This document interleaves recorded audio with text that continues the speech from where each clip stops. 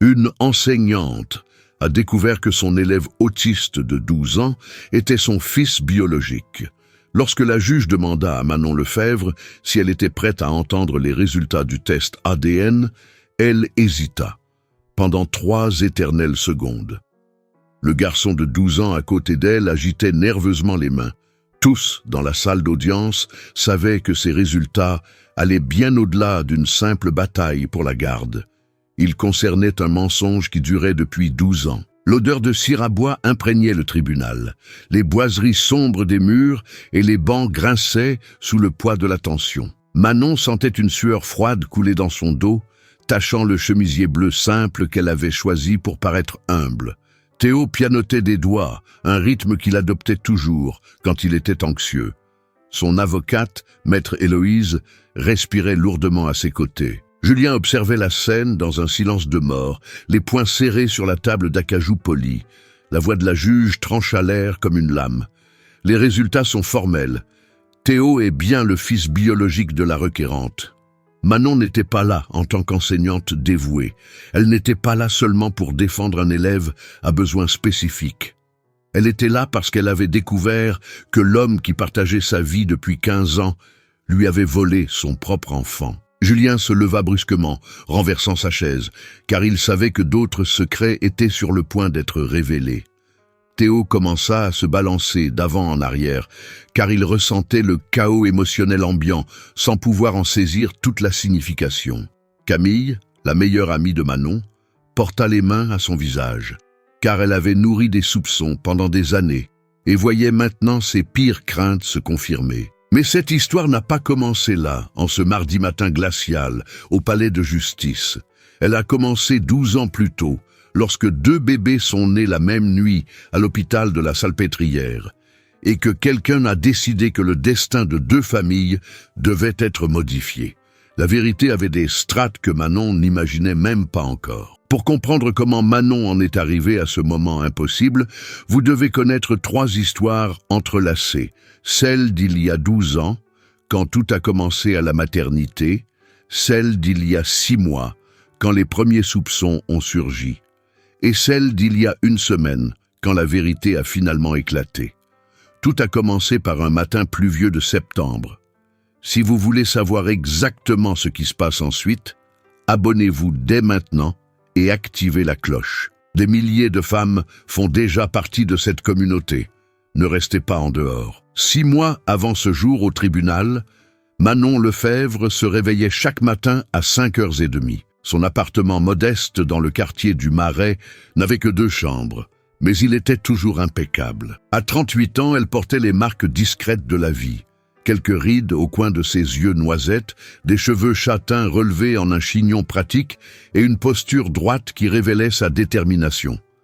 Ses mains, toujours soignées, montraient de légères callosités à force de rédiger des rapports et des activités adaptées. Manon était connue de tous comme l'enseignante qui n'abandonnait jamais un enfant. Patiente au-delà de toute mesure, elle possédait une qualité rare. Elle voyait du potentiel, là où d'autres ne voyaient que des limites. Mais cette même bonté l'aveuglait parfois aux signaux de danger. Elle faisait trop confiance, pardonnait trop vite, et croyait toujours aux bonnes intentions des gens. C'était un défaut qui allait lui coûter cher. Pendant des années, Manon a porté une blessure invisible. Après la naissance d'Hugo, les médecins avaient confirmé sa plus grande douleur. Elle ne pourrait plus jamais avoir d'autres enfants. La césarienne d'urgence avait irrémédiablement endommagé son utérus.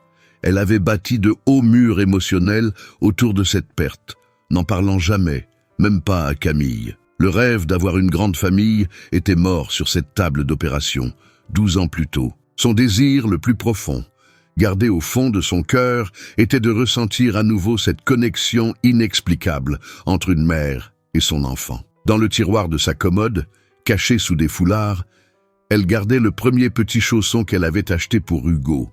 C'était son symbole secret d'espoir, qu'un jour, d'une manière ou d'une autre, elle connaîtrait à nouveau la plénitude de l'amour maternel. Ce fut un matin de mars que Manon rencontra Théo pour la première fois. Le garçon de 12 ans venait d'être transféré dans sa classe spécialisée, dispositif Ulysse, au collège Fénelon.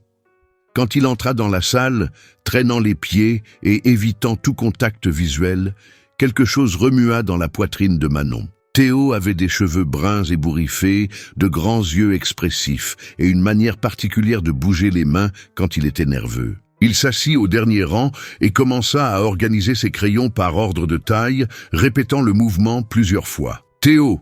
dit doucement Manon, en s'approchant lentement. « Tu aimes dessiner ?»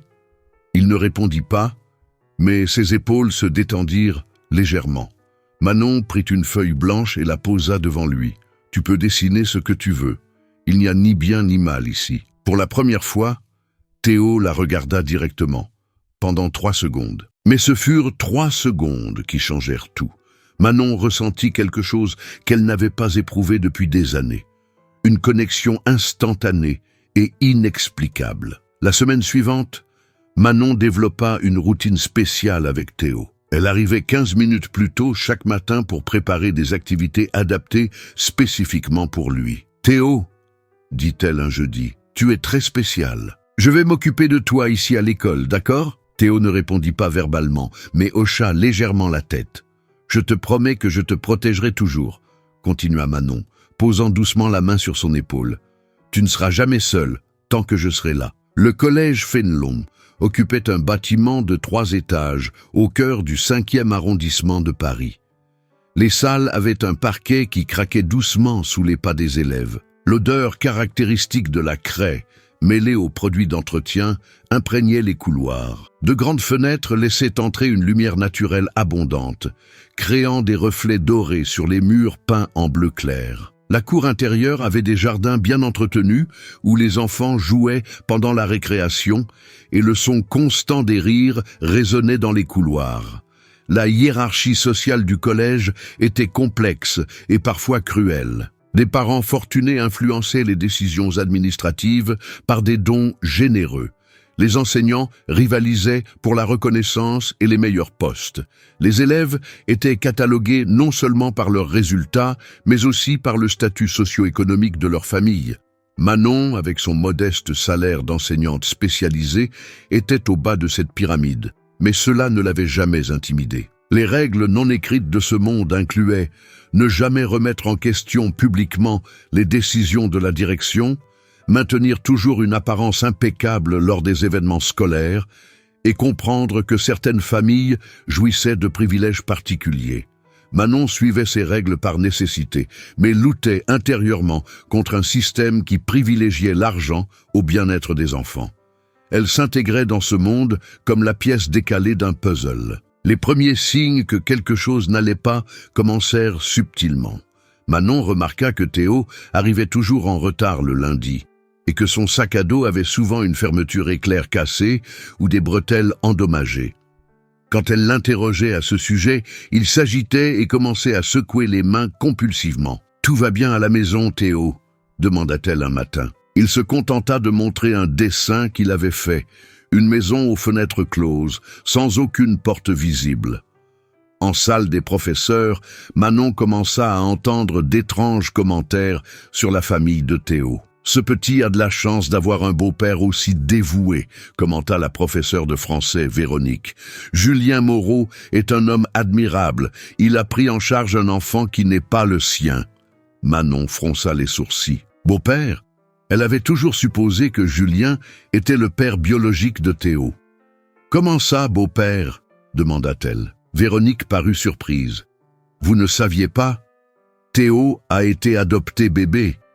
Julien a épousé la mère biologique après. » Le dernier après-midi de paix, dont Manon se souvenait, eut lieu un jeudi d'avril. Elle avait préparé le dîner pour Julien et Hugo, des lasagnes, le plat préféré de la famille. La table était dressée avec la plus belle vaisselle. Des bougies allumées créaient une ambiance chaleureuse. Hugo, maintenant âgé de 12 ans, racontait avec animation sa journée au collège. Julien semblait détendu, souriant en servant le vin. « Tu es heureuse dans ton travail ?» demanda-t-il à Manon. « Très !» répondit-elle, sans imaginer que son bonheur était construit sur un terrible mensonge qui allait bientôt voler en éclats. Ce fut précisément ce dévouement maternel naturel qui pousserait Manon des semaines plus tard à prendre la décision la plus dangereuse de sa vie. 2 semaines après cette conversation en salle des professeurs, Manon reçut un appel téléphonique qui allait tout changer. Il était 20 heures, un mardi, quand son portable sonna, affichant un numéro inconnu. Manon Lefebvre. La voix féminine tremblait. « Je m'appelle docteur Hélène Martin. Je travaillais à l'hôpital de la Salpêtrière il y a 12 ans. J'ai besoin de vous parler. C'est urgent. » Manon s'assit au bord de son lit. « À quel sujet ?» Le médecin prit une profonde inspiration. « Au sujet des bébés nés en septembre 2013. Au sujet de ce que votre mari a fait. » Le cœur de Manon s'emballa violemment. Ses mains tremblaient si fort que le téléphone faillit lui échapper. « Quel bébé !»« De quoi parlez-vous » La voix du docteur Martin sortit dans un murmure désespéré. « Théo n'est pas un enfant adopté. Il est votre fils biologique. Julien a échangé les bébés à la maternité. J'ai été menacé pour garder le silence toutes ces années, mais je n'en peux plus. » Manon sentit le sol se dérober sous ses pieds. La nausée lui monta à la gorge. « C'est de la folie !» murmura-t-elle. « Pourquoi aurait-il fait ça ?» La réponse fut tranchante comme du verre. « Parce que Théo est né avec un trouble du spectre autistique et Julien n'acceptait pas d'avoir un enfant imparfait. » De toute la nuit, Manon ne parvint pas à dormir. Allongée à côté de Julien, elle observait l'homme qu'elle croyait connaître. Il ronflait doucement, parfaitement en paix, tandis que sa propre vie s'effondrait. 1000 questions explosaient dans son esprit. Comment avait-il pu faire ça? Combien de personnes étaient impliquées? Hugo était-il au courant? Et Théo? Son Théo? Était-il vraiment son fils? La possibilité était à la fois impossible et parfaitement logique. Cette connexion inexplicable qu'elle avait ressentie dès leur première rencontre, la ressemblance physique qu'elle n'avait jamais consciemment remarquée, la façon dont Théo répondait mieux à elle qu'à n'importe quel autre enseignant. Le lendemain matin, Manon donna rendez-vous au docteur Martin dans un café discret du 16e arrondissement. Le médecin apparut, amaigri, vieilli, avec des cernes profonds. « J'ai gardé des preuves », dit Hélène en poussant une enveloppe Kraft sur la table. Des documents, des dossiers hospitaliers modifiés, des emails échangés avec Julien. Manon ouvrit l'enveloppe avec des mains tremblantes. À l'intérieur se trouvaient des photographies des bracelets d'identification des bébés, des rapports médicaux avec des ratures visibles et des captures d'écran de conversation qui montraient clairement la conspiration. « Pourquoi avez-vous accepté ?» demanda Manon, la voix chargée d'une colère contenue. Hélène se mit à pleurer silencieusement. « Il m'a menacé. Il a dit qu'il détruirait ma carrière, qu'il inventerait des accusations de négligence médicale. Je venais de terminer mes études. J'avais d'énormes dettes universitaires. J'étais lâche et désespéré. » Elle essuya ses larmes du revers de la main. « Mais quand j'ai su que vous étiez l'enseignante de Théo, que vous vous étiez rencontrés sans connaître la vérité, je ne pouvais plus vivre avec ça. Vous méritez de savoir. Théo mérite de connaître sa vraie mère. » Manon confronta Julien le soir même. Elle attendit qu'Hugo dorme avant d'entrer dans le bureau où il travaillait. « Nous devons parler, » dit-elle en fermant la porte. Julien ne leva même pas les yeux de son ordinateur. « Pas maintenant, Manon. J'ai des rapports à terminer. » Elle jeta les photos sur son bureau. « Maintenant, Julien. » Il leva enfin les yeux. Le sang quitta son visage quand il vit les documents de l'hôpital. Pendant 5 longues secondes, seul un silence pesant remplit la pièce. « Qui t'a donné ça ?» Sa voix était basse et dangereuse. « Peu importe, » répondit Manon, surprise par la fermeté de sa propre voix. « Est-ce que c'est vrai? As-tu échangé nos bébés ?» Julien se leva lentement. « Tu ne comprends pas. Théo est défectueux. Je ne pouvais pas accepter un enfant comme ça. Pas après tout ce que j'ai construit, la famille que mes parents attendaient de moi. » Manon sentit le dégoût lui monter à la gorge. « Défectueux? C'est un enfant, notre fils. » Julien frappa du poing sur la table. « Il n'était pas le fils que je voulais. » La tentative initiale de Manon de résoudre cela discrètement échoua lamentablement. Elle alla voir la directrice du collège, Madame Mercier, espérant un soutien institutionnel. « J'ai besoin de votre aide », dit Manon, expliquant toute la situation. La directrice écouta en silence, son visage se fermant de plus en plus. « Manon, dit-elle finalement, Ce sont des accusations très graves. Julien Moreau est l'un de nos plus grands mécènes. Êtes-vous absolument certaine de cela? L'incrédulité dans sa voix était palpable. J'ai des preuves, insista Manon, montrant les documents. Madame Mercier y jeta à peine un œil. Cela doit être traité par la justice, pas ici. Et en attendant, je vous suggère de garder une distance professionnelle avec Théo. 2 jours plus tard, tout dégénéra violemment. Julien se présenta au collège avec son avocat personnel, maître Paul Valéry, l'un des pénalistes les plus chers de Paris. Ils rencontrèrent la direction à huis clos. Manon ne fut pas conviée.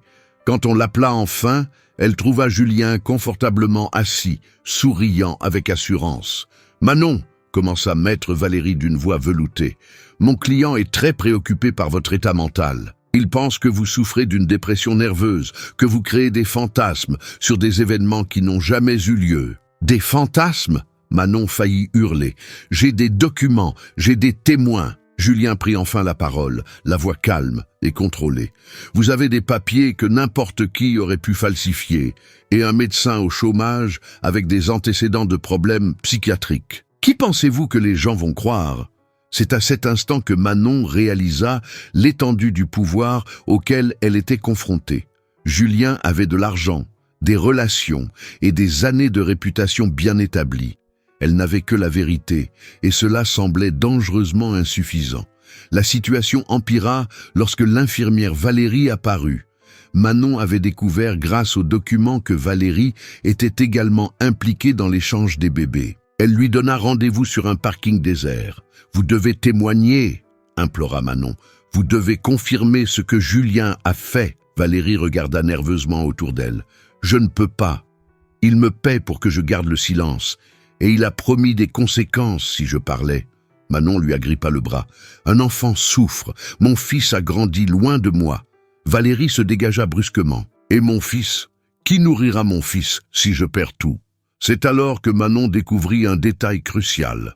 En parlant de la situation avec Camille, son ami mentionna nonchalamment « Mais attends, si Julien a échangé les bébés, qui est la mère de l'autre bébé? De Hugo ?» Manon se figea. Elle avait été tellement concentrée sur Théo qu'elle n'y avait pas pensé. Si Hugo n'était pas son fils biologique, de qui était-il le fils? La réponse vint en fouillant davantage les documents. Une autre femme avait accouché la même nuit, mais elle était morte en couche. Son bébé s'était retrouvé sans famille. Julien y avait vu une opportunité parfaite. Manon obtint sa première petite victoire lorsqu'elle réussit à accéder au dossier ADN de l'hôpital grâce à une ordonnance judiciaire préliminaire. La juge en charge du dossier, sensibilisée par l'histoire, autorisa les tests de paternité pour toutes les parties concernées. Les résultats seront prêts dans 1 semaine, l'informa maître Héloïse. S'il confirme vos soupçons, nous aurons une base solide pour une action pénale contre Julien. Manon serra Théo dans ses bras cet après-midi-là, après la classe. Le garçon permit l'étreinte pendant exactement 4 secondes avant de s'éloigner, mais ce furent 4 secondes d'espoir pur. Le premier retournement dramatique eut lieu un vendredi pluvieux. Manon était chez elle quand elle reçut un appel frénétique de Camille. « Allume la télé, vite, BFM TV !» Manon obéit et sentit son sang se glacer. Une vidéo passait en boucle aux informations, des images de caméras de surveillance de l'hôpital de la Salpêtrière, datant d'il y a 12 ans. Bien que granuleuse, elle montrait clairement Julien discutant intensément avec le docteur Hélène près de la nurserie. La date et l'heure dans le coin de l'écran confirmaient. 2 heures après la naissance des bébés, le journaliste narrait avec emphase un possible scandale impliquant un riche homme d'affaires et un échange de bébés dans une maternité d'élite. La vidéo devint virale en quelques heures. Les groupes de parents sur les réseaux sociaux explosèrent de théories et d'indignation. Le hashtag « Justice pour Manon » devint une tendance nationale sur X, anciennement Twitter. Les parents du collège Fénelon appelaient sans cesse la direction pour exiger des éclaircissements. Des journalistes campaient devant la maison de Julien et l'école. Manon se retrouva au centre d'un ouragan médiatique qu'elle n'avait ni demandé ni attendu. Les conséquences immédiates furent dévastatrices et complexes. La direction du collège, sous une pression publique intense, plaça Manon en mise à pied administrative jusqu'à ce que la situation soit résolue. Julien engagea toute une équipe de relations publiques pour limiter les dégâts, répandant des récits alternatifs et remettant en question l'authenticité de la vidéo. Théo commença à avoir des crises plus fréquentes, sentant le chaos autour de lui sans comprendre pleinement ce qui se passait. Et Hugo, son Hugo, découvrit finalement la vérité de la pire des manières, par des commentaires cruels de ses camarades à l'école. Mais ce que Manon ne savait pas, c'est que Julien préparait déjà sa contre-attaque la plus dévastatrice. Et dans les 2 semaines à venir, tout ce qu'elle connaissait s'effondrerait de façon qu'elle n'aurait jamais cru possible. L'infirmière Valérie rompit finalement le silence un dimanche matin. Elle se présenta à la porte de l'appartement de Manon, les yeux gonflés de larmes, tenant un dossier jauni. « Je n'en peux plus », dit-elle d'une voix brisée. « Ma fille m'a demandé hier si j'étais une criminelle. Elle l'a vu sur Internet. » Manon la fit entrer, préparant du café, tandis que Valérie déversait des années de culpabilité refoulée. « Julien m'a payé 20 000 € à l'époque. C'était plus d'argent que je n'en avais jamais vu de ma vie. » Valérie révéla des détails que personne d'autre ne connaissait. « Il y avait une 3e personne impliquée, » dit-elle en tremblant. « Le professeur Marc-Antoine, le chef du service de maternité. Il a falsifié les documents officiels en échange d'un don anonyme de 100 000 € pour la rénovation de l'hôpital. » Manon notait frénétiquement chaque mot. « Et la mère biologique d'Hugo, elle est vraiment morte en couche ?» Valérie secoua la tête. « Claudia Santos, 22 ans, pas de famille, personne. Julien a vu en elle l'opportunité parfaite. Un bébé sans personne pour le réclamer. » Le dossier que Valérie avait apporté contenait des photographies qu'elle avait secrètement prises à la maternité, y compris une image claire de Julien tenant Théo, nouveau-né, avec une expression de dégoût visible. « Je savais qu'un jour j'aurais besoin de ces preuves, » avoua Valérie. « J'ai tout gardé pendant des années, sachant que Julien pouvait me détruire si je parlais, mais sachant aussi que si la vérité éclatait un jour, j'aurais besoin de me protéger. » Manon tint la photographie avec des mains tremblantes. Là, il y avait son fils, quelques minutes après sa naissance, rejeté par son propre père. Après le départ de Valérie, Manon s'autorisa enfin à s'effondrer complètement. 12 ans de vie basée sur un mensonge, 12 ans à aimer un enfant qui n'était pas biologiquement le sien, tandis que son véritable fils grandissait loin d'elle, souffrant de ne pas comprendre pourquoi il ne s'intégrait pas dans sa famille. Manon s'enferma dans la salle de bain et pleura pendant des heures, d'un cri viscéral qui venait des profondeurs de son âme. C'était un mélange de douleur, de colère, de trahison et de deuil, une agonie indescriptible. Quand elle réussit enfin à s'arrêter, son visage était bouffi et ses yeux aussi rouges que si elle avait été physiquement agressée. Elle enregistra un monologue confessionnel sur son téléphone cette nuit-là, ayant besoin d'extérioriser les sentiments qui la consumaient. « J'ai toujours su qu'il y avait quelque chose de différent en moi en tant que mère », murmura-t-elle à la caméra. « J'ai toujours senti qu'il manquait une pièce. Hugo était un garçon doux, obéissant, mais je n'ai jamais eu avec lui cette connexion instinctive que d'autres mères décrivaient. Je m'en voulais, je pensais que c'était ma faute. Maintenant, je comprends.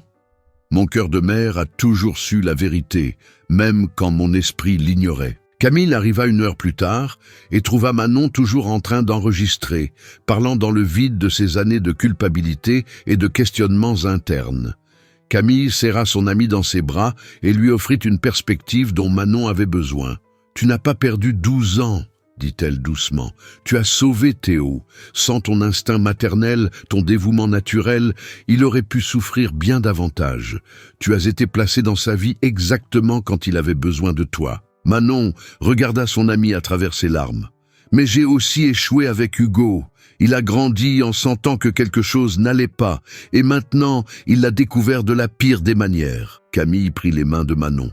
« Hugo sait que tu l'as aimé du mieux que tu pouvais. Le véritable amour n'a pas besoin d'ADN. » 3 jours plus tard, Manon décida d'en savoir plus sur le passé de Julien. Elle engagea un détective privé, Michel Girard, spécialisé dans les crimes financiers. Ce qu'il découvrit révéla un homme encore plus perturbé qu'elle ne l'imaginait. Julien avait grandi dans une famille où les apparences étaient tout. Son père, un industriel conservateur et cruel, avait publiquement rejeté un neveu atteint de trisomie 21, coupant complètement les ponts avec cette branche de la famille. « Les gens comme nous ne peuvent pas se permettre d'avoir des imperfections », était une phrase que Julien avait répétée plusieurs fois lors de conversations enregistrées secrètement par des employés mécontents. Le détective révéla que l'obsession de Julien pour la perfection venait de profonds traumatismes d'enfance. Il avait été constamment humilié par son père pour le moindre signe de faiblesse, développant un besoin pathologique de contrôler son image publique. Quand Théo est né avec des signes évidents d'autisme, expliqua Michel, Julien a vu cela comme un échec personnel, comme la preuve qu'il n'était pas l'homme parfait qu'il avait toujours essayé d'être. Manon commença à comprendre que, même si cela ne justifiait pas ses actes, Julien était aussi la victime d'un système familial toxique qui valorisait l'apparence au détriment de l'humanité. Mais la complexité morale de la situation devint encore plus évidente lorsque Manon découvrit quelque chose de choquant. Julien avait sincèrement essayé d'être un bon père pour Hugo. Les enquêtes montrèrent qu'il avait investi d'énormes sommes dans l'éducation, les thérapies et les opportunités pour Hugo, tentant de compenser la culpabilité de ce qu'il avait fait. « Il aime vraiment Hugo », dit Michel. « À sa manière tordue, mais il l'aime. Et il a une peur authentique de le perdre. » Manon réalisa que Julien avait ses propres blessures, ses propres peurs, et qu'il avait peut-être fait un choix terrible motivé par le désespoir, pas seulement par cruauté. Pendant ce temps, l'affaire prenait une dimension nationale. Des émissions de télévision débattaient de l'éthique en maternité, des experts discutaient des droits parentaux et des groupes de soutien aux familles d'enfants autistes se mobilisèrent pour défendre Manon et Théo. Justice pour Théo devint un mouvement national, avec des milliers de personnes partageant leurs propres histoires de discrimination contre des enfants différents. La pression publique sur Julien augmenta de façon exponentielle et son entreprise commença à perdre d'importants contrats à cause de l'association négative. Les groupes de mères sur les réseaux sociaux se divisèrent en factions. Certaines défendaient Manon inconditionnellement, d'autres se demandaient pourquoi elle n'avait pas remarqué les signes plus tôt, et un troisième groupe débattait si Julien avait pu être motivé par un amour sincère pour les deux enfants, même si c'était de manière erronée. Les discussions devinrent si intenses que plusieurs amitiés de longue date prirent fin, et l'affaire devint un test de caractère qui divisait des familles entières. Manon commença à recevoir des messages cruels en ligne. « Quel genre de mère ne reconnaît pas son propre enfant ?» demandait un commentaire. « Vous êtes aussi intéressé que lui » accusait un autre. « Si vous étiez une vraie mère, vous auriez senti la différence. » Chaque message était un coup de poignard dans le cœur déjà meurtri de Manon. Elle arrêta de lire les commentaires, mais Camille continuait de surveiller et de signaler les plus agressifs aux plateformes et aux autorités. La douleur d'être jugée publiquement pour une situation qu'elle n'avait pas créée était presque insupportable. La situation avec Hugo devint extrêmement délicate. Après avoir découvert la vérité, il s'était complètement refermé, refusant de parler à Manon ou à Julien. Il passait des jours enfermé dans sa chambre, ne sortant que pour aller au collège, où il était constamment abordé par des camarades curieux et des journalistes déguisés. Un matin, Manon trouva une lettre de lui sur la table de la cuisine. « J'ai toujours su que quelque chose clochait. Maintenant, je sais que c'était moi. Je ne suis le fils de personne. Je suis juste une erreur qui est arrivée. » Manon courut dans sa chambre, mais Hugo était sorti par la fenêtre et avait disparu pendant 8 heures, avant d'être retrouvé par la police, endormi dans un square. Alors, il se produisit quelque chose d'inattendu. Théo commença à parler davantage. Pas beaucoup, mais de courtes phrases adressées spécifiquement à Manon. « Professeur Manon gentille », dit-il un matin. « Théo aime professeur Manon. » Et un après-midi, « Professeur Manon, c'est maman ?» Manon resta sans voix. Elle s'accroupit à sa hauteur et répondit doucement Tu aimerais que je le sois ?» Théo la regarda droit dans les yeux pendant 5 secondes complètes, une éternité pour lui, et hocha légèrement la tête. Ce moment donna à Manon une force qu'elle ne savait pas posséder encore, mais la complication inattendue survint lorsqu'une 4e personne entra dans l'histoire. Sophie Martin, la cousine de Claudia, la mère biologique d'Hugo, décédée en couche. Sophie se présenta, accompagnée d'un avocat, affirmant qu'elle avait un droit légal sur Hugo, étant la parente par le sang la plus proche de la vraie mère. « Claudia m'avait parlé de sa grossesse avant de mourir », dit-elle lors d'une conférence de presse improvisée. « Elle voulait que je m'occupe de l'enfant s'il lui arrivait quelque chose. » Manon fut confrontée à un dilemme moral dévastateur. Lutter pour la garde de Théo, son fils biologique, était clair et justifié. Mais Hugo, il avait été trompé de la même manière qu'elle, avait été victime des manipulations de Julien, et maintenant, une parente biologique voulait l'élever. Serait-il juste de se battre pour maintenir Hugo loin de sa vraie famille? Ou serait-ce un autre acte d'égoïsme, semblable à ce que Julien avait fait 12 ans plus tôt? La différence était que Manon aimait sincèrement Hugo, mais cela lui donnait-il plus de droits que l'ADN? Manon tenta de résoudre la situation en parlant directement à Sophie, mais la rencontre fut désastreuse. « Vous avez élevé mon neveu sur un mensonge », l'accusa Sophie. Claudia est morte sans savoir que son fils serait volé. Manon essaya d'expliquer qu'elle aussi avait été trompée, mais Sophie ne voulut rien entendre. Hugo mérite de connaître sa vraie famille, sa véritable histoire. Le garçon était présent dans la pièce et entendit tout, ses yeux s'emplissant de larmes confuses. Plus tard, il s'enferma de nouveau dans sa chambre, et Manon entendit des sanglots étouffés à travers la porte. Les tentatives de Manon de tout résoudre pacifiquement échouèrent complètement. Sophie déposa une demande de garde pour Hugo. Julien engagea les meilleurs avocats pour conserver la garde des 2 garçons, affirmant que Manon était trop instable pour élever le moindre enfant. La bataille judiciaire devint une guerre sur 3 fronts, chaque partie luttant pour différentes combinaisons de garde. Hugo et Théo devinrent des trophées dans un conflit juridique qu'aucun d'eux ne comprenait complètement, mais dont ils ressentaient tous 2 le poids émotionnel dévastateur. La situation empirait chaque jour. Manon perdait du poids de façon drastique, ne dormant que 2 ou 3 heures par nuit. Hugo continuait de s'éloigner émotionnellement. Théo commença à avoir des régressions comportementales, revenant à un mutisme quasi total. Julien devint plus agressif et contrôlant, engageant un service de sécurité privé pour protéger les garçons des influences négatives. Et Sophie mobilisa des groupes de défense des droits familiaux, transformant l'affaire en un symbole de justice pour les enfants orphelins. C'est alors que Manon réalisa une terrible vérité. Dans sa lutte pour récupérer ses droits maternels, elle répétait certaines des mêmes erreurs que Julien, plaçant ses besoins émotionnels au-dessus du bien-être des enfants. Mais cette prise de conscience arriva trop tard. Le mal était déjà fait, et une tempête encore plus grande se préparait. Mais Manon ne savait pas que Julien préparait déjà son coup final et le plus cruel. Et en seulement 48 heures, tout ce qui restait de stabilité dans sa vie serait complètement détruit. Dites-moi dans les commentaires de quelle ville vous regardez maintenant. Sérieusement, je lis tout et je m'efforce de répondre à chacun avec beaucoup d'attention. Votre participation est essentielle ici. Le coup final de Julien arriva un lundi grisâtre. Manon rentra chez elle après une audience préliminaire et trouva la porte de son appartement forcée. À l'intérieur, tout avait été méthodiquement retourné.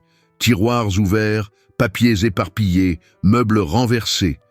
Mais le pire était à venir. Une assignation en justice sur la table de la cuisine, l'informant qu'elle perdait temporairement tout droit de visite, tant pour Théo que pour Hugo, sur la base de preuves d'instabilité mentale et de comportement obsessionnel. Julien avait obtenu une ordonnance restrictive, prétendant que Manon harcelait les enfants et créait un environnement émotionnel toxique. L'appartement vide résonnait du silence, de la perte totale. Manon s'assit sur le sol du salon, entourée des décombres de sa vie, et pour la première fois depuis des semaines, elle ne put pleurer. La douleur était trop grande pour les larmes. Ses enfants, les 2 garçons qu'elle avait aimés, chacun à sa manière, avaient légalement l'interdiction de la voir. Camille arriva 1 heure plus tard et trouva son ami toujours au même endroit, regardant dans le vide, catatonique. « Manon !» murmura-t-elle en s'agenouillant à côté d'elle. « Viens, on sort d'ici. » Manon secoua lentement la tête. « Il n'y a nulle part où aller. J'ai tout perdu. » L'isolement qui suivit fut dévastateur. Pendant les premières 48 heures, Manon resta chez Camille, mais ne parvenait pas à sortir du lit. Elle ne mangeait pas, ne parlait pas, se contentant de fixer le plafond en élaborant des scénarios mentaux où tout se serait passé différemment. « Si je n'avais pas enquêté, Théo serait encore près de moi à l'école, » murmurait-elle pour elle-même. « Si j'avais été plus discrète, Hugo ne l'aurait pas découvert si brutalement. Si j'avais été une meilleure mère, j'aurais remarqué les signes plus tôt. » La culpabilité la rongeait comme de l'acide, corrodant le peu d'estime de soi qui lui restait. Au plus bas, Manon enregistra une série de messages vocaux pour elle-même, une façon désespérée de gérer la douleur. « J'ai tout gâché. » Sa voix sortait étranglée et presque inaudible. « J'ai essayé d'être l'héroïne, mais je suis devenu le bourreau. Julien est peut-être un monstre, mais au moins les garçons avaient une stabilité avant que je ne fasse tout exploser. Hugo me déteste. Théo régresse. Sophie a raison. Je suis une intruse dans leur vie à tous. Peut-être que la seule chose maternelle que je puisse faire maintenant, c'est de disparaître de leur vie. » Le monologue intérieur se poursuivit pendant des heures, Manon confrontant brutalement chaque décision qu'elle avait prise. Pourquoi n'ai-je pas cherché une aide psychologique quand j'ai commencé à soupçonner? Pourquoi n'ai-je pas mieux protégé les garçons pendant le processus? Pourquoi ai-je transformé notre douleur privée en cirque public? Chaque question était une lame s'enfonçant plus profondément dans des blessures déjà ouvertes. Camille trouva les enregistrements sur le téléphone de Manon et fut terrifiée par le niveau d'autodestruction émotionnelle que son amie traversait. Ce fut Camille qui apporta la première lueur dans ce tunnel sombre. « Manon, regarde-moi » dit-elle en saisissant fermement les épaules de son amie. « Tu n'as rien gâché. Tu as exposé un mensonge qui détruisait 3 enfants. Théo, Hugo et toi-même, l'enfant que tu étais et qui rêvait d'être une vraie mère. » Camille attira une chaise et s'assit juste en face de Manon. « Théo parle plus depuis qu'il t'a rencontré. Hugo connaît enfin la vérité sur ses origines. Et toi, tu as découvert ton fils biologique. Ce ne sont pas des échecs, ce sont des guérisons. » Camille partagea une perspective que Manon n'avait pas envisagée. « Tu te souviens, quand nous étions petites, tu disais toujours vouloir être enseignante pour sauver les enfants perdus. Tu n'as pas échoué. Tu as trouvé l'enfant le plus perdu de tous, ton propre fils, et tu as apporté de la lumière dans sa vie. » Les mots de Camille touchèrent quelque chose de profond en Manon. Un souvenir de sa mission de vie qui avait été enseveli sous des couches de culpabilité et de désespoir. « Mais maintenant, je l'ai perdu à nouveau, » murmura Manon. « Et j'ai perdu Hugo aussi. »« Non, » dit fermement Camille. « Tu as planté les graines d'un amour véritable en eux deux. Les graines ne meurent pas à cause des tempêtes, elles en sortent plus fortes. » Elle montra à Manon une série de vidéos qu'elle avait trouvées en ligne. D'autres parents d'enfants autistes partageant comment l'histoire de Manon et Théo les avait inspirés à mieux se battre pour leurs propres enfants. « Tu n'as pas seulement sauvé Théo, tu as sauvé des centaines d'enfants dont les parents ont vu ton courage et ont décidé d'aimer mieux. » Manon commença à voir sa situation sous un angle différent. Peut-être que son parcours ne consistait pas seulement à récupérer ses enfants, mais à briser des cycles de rejet et de préjugés qui affectaient d'innombrables familles. Théo a passé 12 ans à croire qu'il n'était pas pleinement aimé, réfléchit-elle à voix haute. Hugo a passé 12 ans sans connaître sa véritable histoire. J'ai passé 12 ans avec un vide dans le cœur que je ne comprenais pas. Julien a brisé 3 vies par une seule décision égoïste. La graine d'espoir que Camille avait plantée commença à germer lorsque Manon reçut un appel inattendu. C'était Maître Héloïse, son avocate, avec des nouvelles surprenantes. « Manon, l'infirmière Valérie a obtenu quelque chose d'important. Elle a secrètement enregistré une conversation avec Julien il y a 3 ans, où il avoue les détails de l'échange des bébés. » La voix d'Héloïse tremblait d'excitation. « C'est une preuve irréfutable. Nous pouvons faire tomber les ordonnances restrictives et probablement obtenir non seulement la garde de Théo, mais aussi poursuivre Julien au pénal pour faux et usage de faux et enlèvement. Pour la première fois depuis des jours, Manon sentit l'énergie revenir dans son corps. « Pourquoi Valérie a-t-elle gardé cet enregistrement pendant 3 ans ?» demanda-t-elle. « Elle a dit qu'elle avait toujours su qu'un jour, elle devrait se protéger, » expliqua Héloïse. Julien avait recommencé à la menacer subtilement, insinuant que si elle parlait un jour, il s'assurerait qu'elle ne travaille plus jamais dans aucun hôpital du pays. Valérie a enregistré les menaces comme une assurance vie. Manon prit la décision la plus courageuse de sa vie ce soir-là. Elle appela directement Julien, ce que son avocate lui avait formellement interdit. « Allô ?» Sa voix semblait surprise. « Manon, tu ne devrais pas m'appeler. » Sa voix était calme, mais Manon décela une nervosité sous-jacente. « Julien, dit-elle avec une fermeté qui la surprit elle-même, c'est fini. J'ai l'enregistrement où tu confesses tout à Valérie il y a 3 ans. J'ai les menaces que tu lui as faites pour qu'elle se taise. J'ai les dossiers médicaux originaux prouvant l'échange. » Il y eut un long silence à l'autre bout. Quand Julien parla enfin, sa voix avait perdu toute son arrogance. « Que veux-tu » Manon prit une profonde inspiration. « Je veux récupérer mes enfants. Je veux que tu avoues publiquement. Je veux que tu paies pour 12 ans de mensonges. » Elle marqua une pause. « Et je veux que tu suives une thérapie, parce que ce que tu as fait n'était pas seulement un crime, c'était une maladie. » Julien tenta une négociation désespérée. « Manon, tu ne comprends pas les conséquences. Si cela devient pénal, ce n'est pas seulement ma vie qui sera détruite, c'est celle d'Hugo aussi. Il grandira en sachant que le père qui l'a élevé est un criminel condamné. » Manon ferma les yeux. Il essayait encore de la manipuler, utilisant Hugo comme bouclier. « Hugo grandira en sachant que le père qui l'a élevé a finalement choisi de faire ce qui était juste, » répondit-elle. « Il n'est jamais trop tard pour commencer à être un homme honnête. » Manon raccrocha et appela immédiatement son avocate.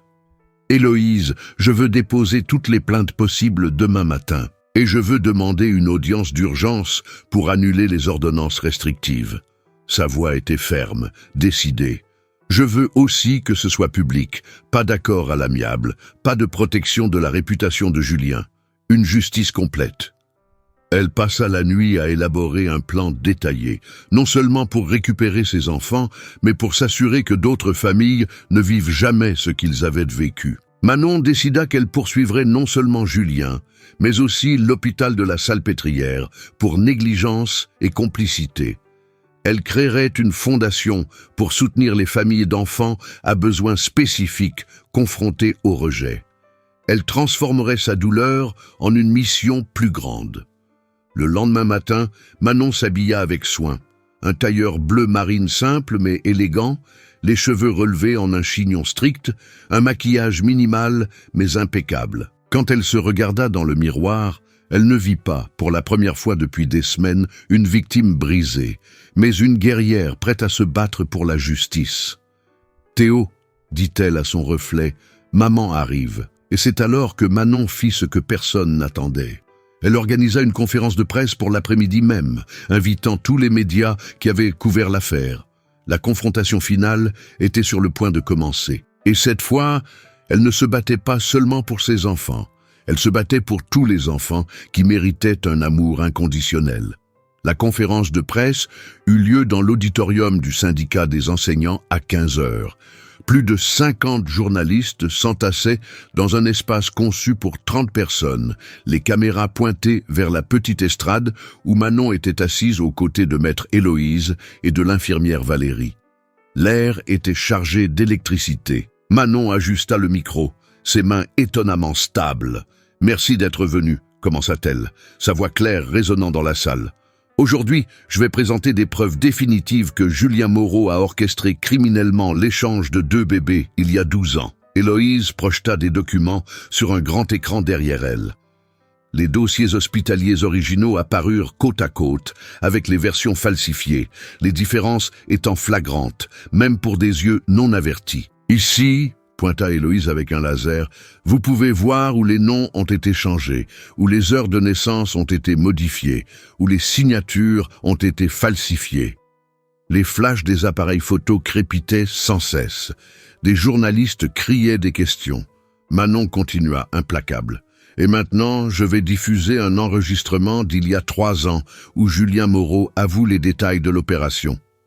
La voix de Julien remplit l'auditorium à travers les haut-parleurs. « Valérie, tu dois comprendre que c'était nécessaire. Cet enfant, Théo, il ne pouvait pas être mon héritier, pas avec ses limitations. J'ai fait ce que n'importe quel père ferait pour protéger l'héritage familial. » La voix de Valérie répondait, tremblante. « Mais monsieur Moreau, vous avez séparé une mère de son fils biologique. » Julien riait froidement dans l'enregistrement. « Manon n'a jamais vu la différence. Et elle ne la verra jamais si tu gardes la bouche fermée comme convenu. » Le silence dans l'auditorium fut absolu. Puis il explosa en une cacophonie de voix. « Manon, que ressentez-vous en entendant cela? Quand allez-vous porter plainte? Que voulez-vous qu'il arrive à Julien maintenant ?» Manon leva la main pour demander le silence. « Je veux une justice complète, pénale, civile et morale. Mais plus important encore, je veux mes enfants. » Sa voix se brisa légèrement sur la dernière phrase, la seule trace d'émotion qu'elle se permit de laisser transparaître. Des témoins dans la salle sentirent des frissons. C'était le moment qui allait tout changer. Julien tenta de limiter les dégâts immédiatement. 40 minutes après la conférence, il convoqua sa propre réunion avec la presse, flanqué de ses avocats coûteux. Mais cette fois, son assurance habituelle était visiblement ébranlée. La sueur perlait sur son front sous les lumières vives. « Cet enregistrement a été sorti de son contexte », commença-t-il, mais sa voix manquait de conviction. « Je discutais de scénarios hypothétiques avec l'infirmière Valérie. » Les journalistes ne crurent pas à cette histoire. « Monsieur Moreau, l'enregistrement est très spécifique. Comment expliquez-vous les documents falsifiés? Admettez-vous avoir échangé les bébés ?»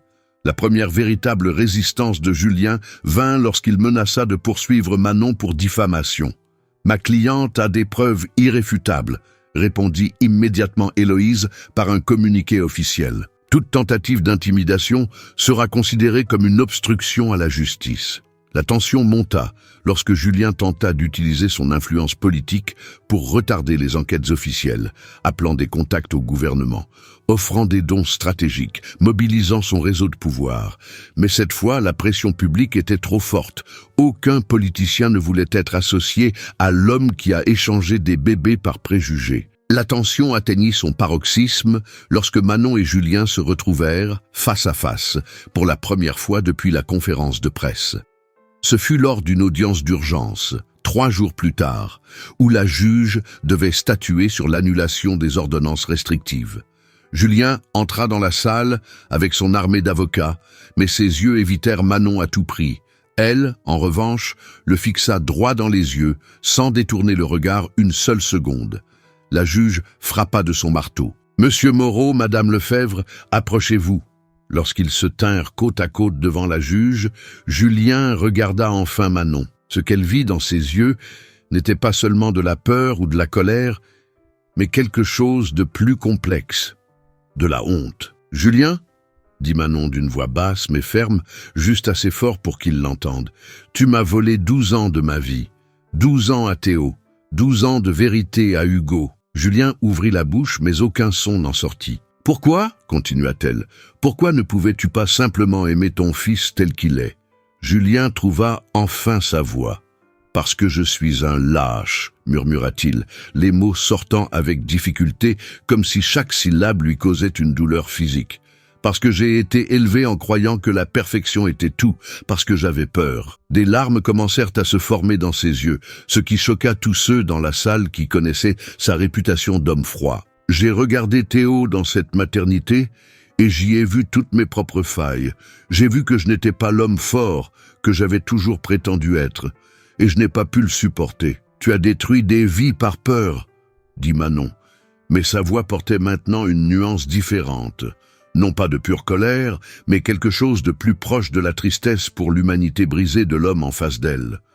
Tu as blessé Théo, Hugo, moi, et tu t'es détruit toi-même dans le processus. Julien hocha lentement la tête. Je sais, et je devrais vivre avec ça pour le reste de ma vie, mais Manon, il la regarda droit dans les yeux. Au moins, Laisse-moi voir Hugo. Il n'est peut-être pas mon fils biologique, mais je l'aime. Ça, c'est réel. La juge intervint.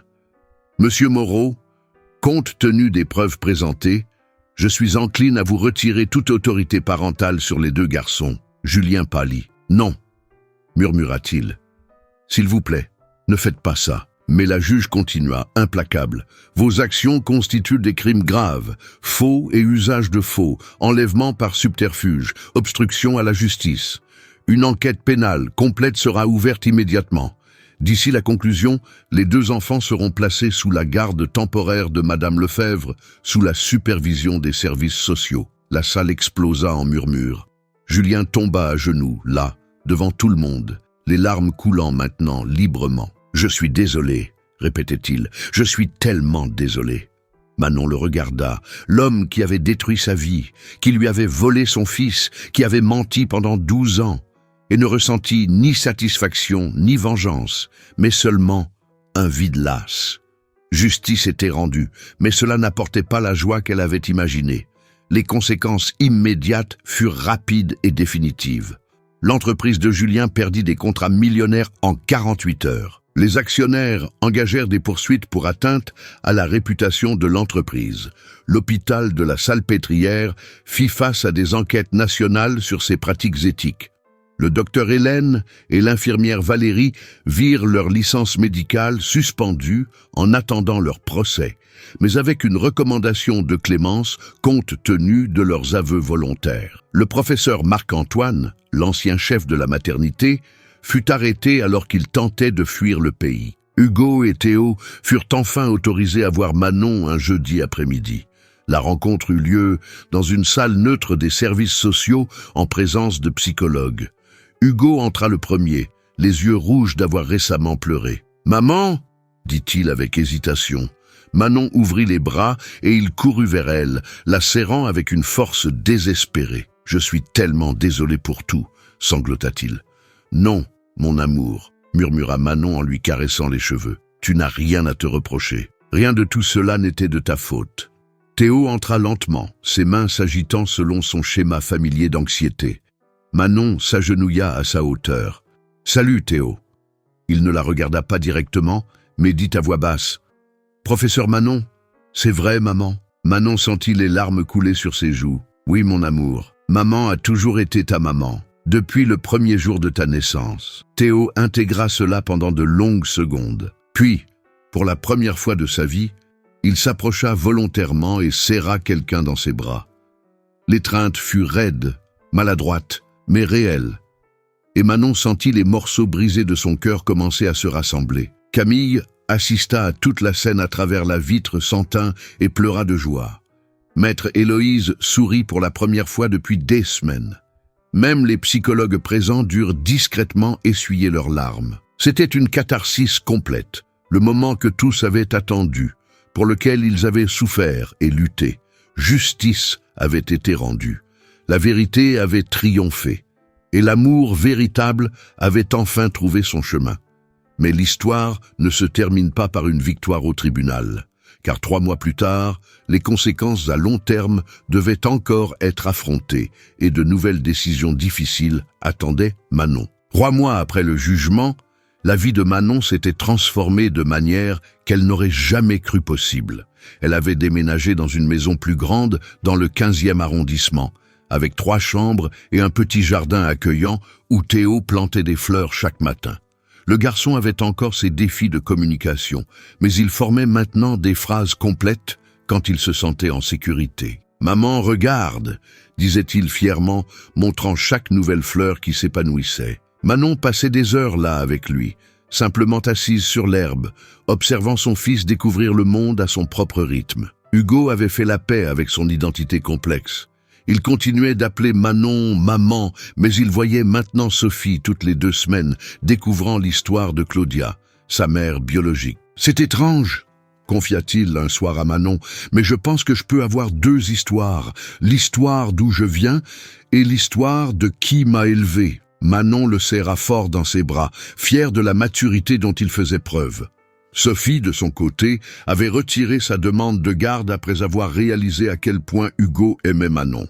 convenant que le meilleur pour le garçon était la stabilité, accompagnée de visites régulières. Julien purgeait une peine de 3 ans de prison ferme pour faux et usage de faux et obstruction à la justice, mais il avait reçu l'autorisation de visites supervisées avec Hugo 1 fois par mois.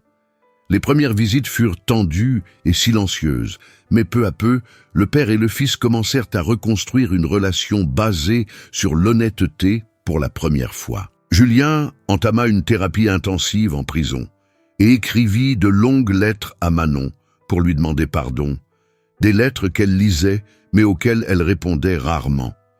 Elle n'était pas encore prête à lui pardonner complètement, mais la colère s'était transformée en quelque chose de plus proche d'une triste acceptation.